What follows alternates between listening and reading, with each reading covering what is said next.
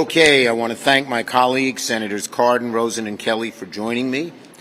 And today we wanted to talk about our trip to Israel, the resolution we hope to pass today, and most importantly, the U.S.'s unrelenting support for Israel.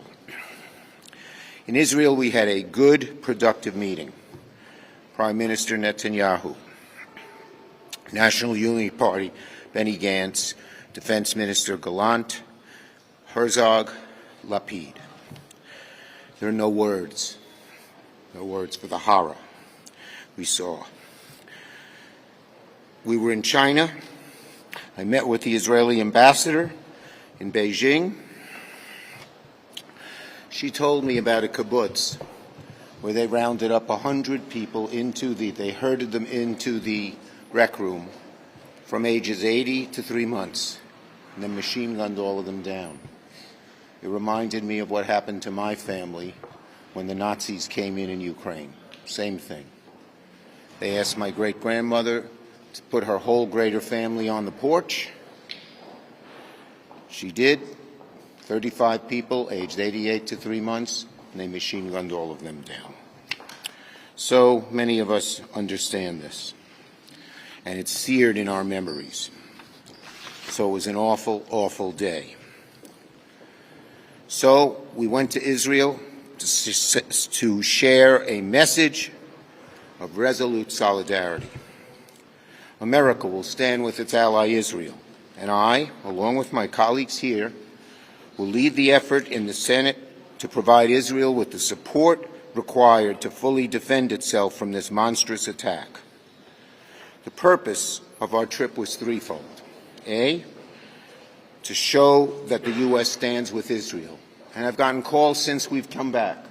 The Israelis have been so gratified that they were there at a time of great need, at a time when these vicious terrorists were trying to intimidate the world from supporting Israel with their vicious activities.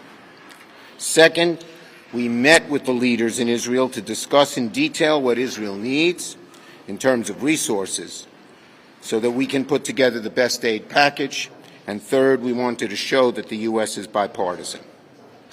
And we had 2 Democrats, 2 Republicans, and myself. The task now is threefold.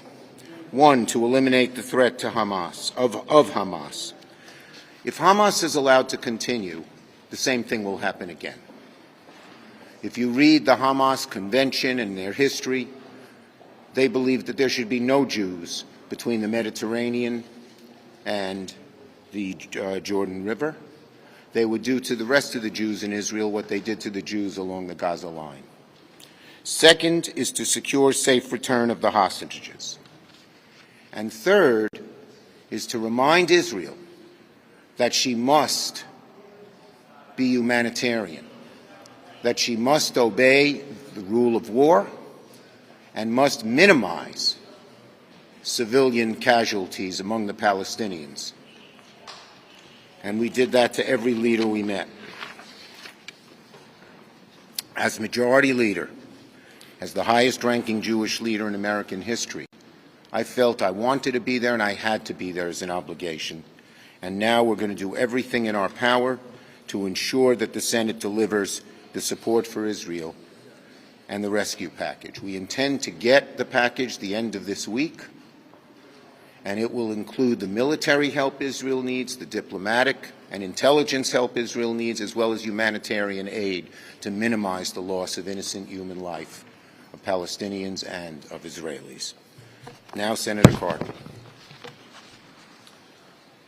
Well, let me thank Senator Schumer.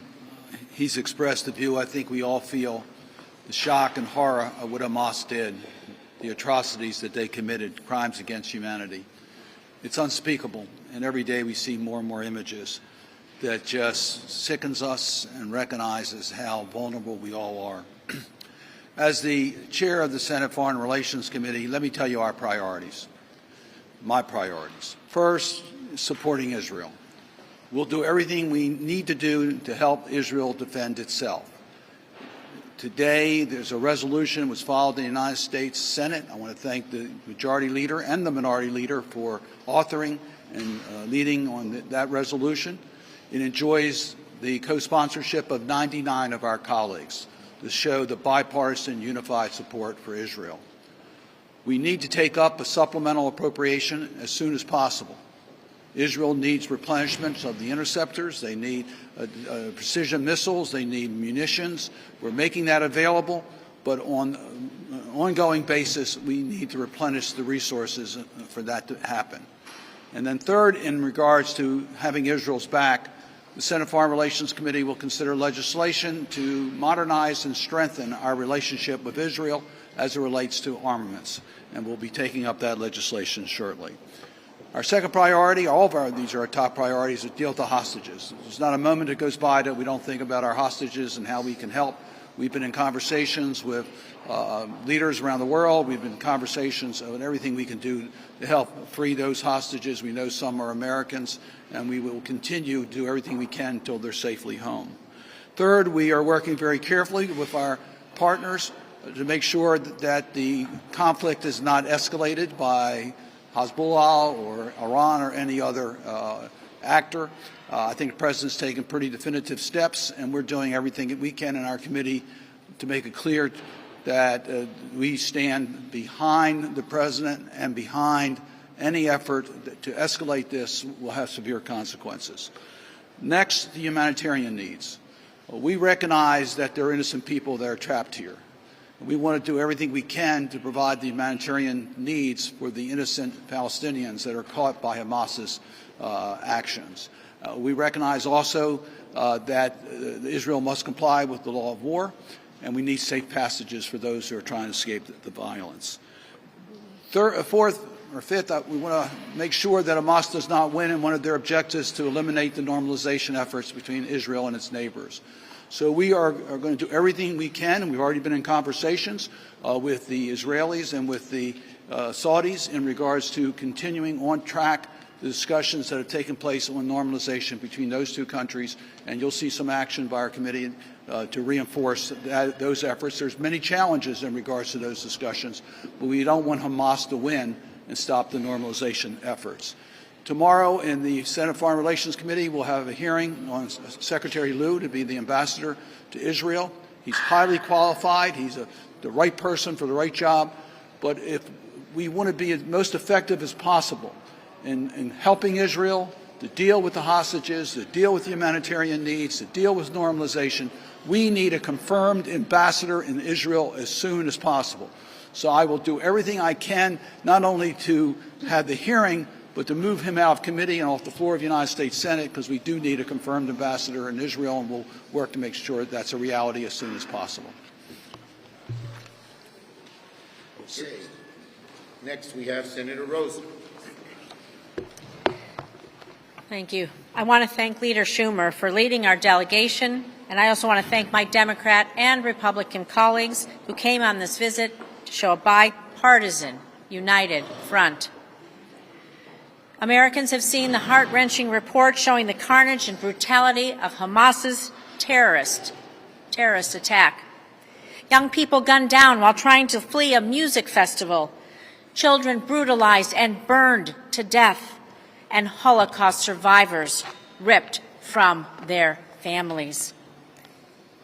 It may sound like a nightmare, but it's real.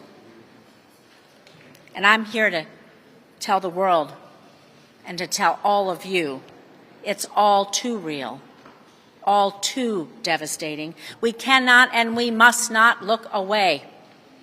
As the only Jewish mother serving in the United States Senate, meeting with Israeli parents whose children have been held captive by Hamas, hearing those stories, seeing the fear and the pain in their eyes, their lives forever changed by this act of terror. That's something that will stay with me for the rest of my life. And I brought these stories back with me, along with one message. This is the time to take decisive action to help Israel. Here in the Senate, Democrats and Republicans, both sides of the aisle, must work together and work together quickly to deliver support as soon as possible. And that means providing the funding and defensive capabilities to do the following: protect the Israeli people, rescue those who are being held hostage, and hold Hamas accountable for the atrocities that they have committed. I fully believe that we can and will get this done because America's support is unwavering and unconditional. I said this in Israel, and I will repeat it now. History has shown what happens when the world abandons the Jewish people. And as long as I'm here, America will stand with Israel. Thank you. Thank you, Senator Rosen. And last but not least, Senator Cardin. Thank you, Leader Schumer. Thank you, folks, for being here today. As Senator Schumer mentioned, 5 of us went over there. The 3 of us here, Senator Rosen, myself, Senator Schumer, but Senator Cassidy and Romney as well. We spent all day on Sunday, about 13 hours, meeting with the leadership of the Israeli government, the opposition, the war cabinet, the defense minister, President Herzog, as well, the ambassador, our diplomats in Israel. And I got to say, folks, this was kind of unlike any day I've had in my entire career, and I spent 25 years in the Navy. It was heart-wrenching to hear over and over again from the leadership of the Israeli government just the brutality and the heinous acts that Hamas committed against the Jewish people in Israel was it was almost indescribable. And then later to meet with the family members of the American hostages and to hear their stories, tragic stories about their loved ones, and just wanted some reassurance from us that we will do everything in our power to get their family members back. And we will. To a person, all 5 of us stressed to the Israeli leadership the need to have a humanitarian response to this situation. We've already started providing security assistance. Hamas is a terrorist organization and has to be defeated. There is no doubt about that. And we stand with Israel in their goal to eliminate this brutal organization. We've already sent 100,000 metric tons of American diplomacy in the way of the USS Gerald Ford. Another aircraft carrier is going to arrive, the USS Eisenhower, shortly, and a Marine Rapid Response interceptor rounds for the Iron Dome system. We personally experienced the benefit of Iron Dome while we were there in Tel Aviv with a couple rocket attacks against Tel Aviv. So we're going to work closely with our other colleagues across the aisle to make sure we continue to stand with our ally, Israel, so they can defend themselves against Hamas. I think it's important to remind everybody that Hamas does not represent the Palestinian people. The Palestinian people are not Hamas. Hamas is a terrorist organization that needs to be eliminated. And we stand with Israel, who wants peace. Finally, let me just say one more thing. There are 12 members of CENTCOM, of the United States military, that have not been confirmed by the United States Senate because of one senator, Senator Tommy Tuberville of Alabama. We need to get these positions confirmed.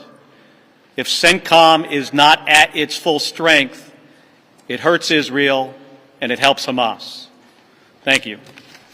Thank you, my 3 colleagues. Leader Yes. Schumer. Thank you, Leader Schumer.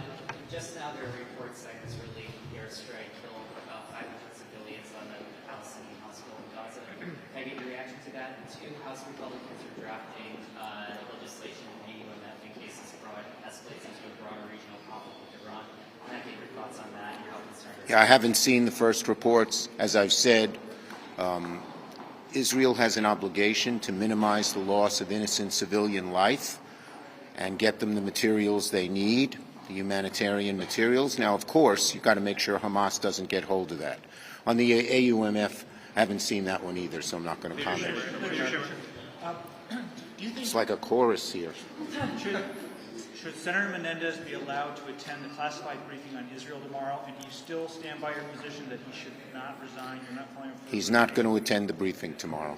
Did Yes. you ask him to do that? Did you ask him not to I don't get involved in I've had private conversations. I don't get involved in what happened in them on this kind of thing. He's not attending. How about the Foreign Relations Next. Committee? Go Should he ahead. stay on the Foreign Relations Committee? For passing appropriations bills, and will the supplemental package for Israel come before that? What do you expect? We'd like to get the supplemental package moved as quickly as possible because the needs are great in both Israel and Ukraine. And we'll have to see how the administration's supposed to send us one the end of this week. I'm working with Leader McConnell to get it done ASAP. Okay? Yes.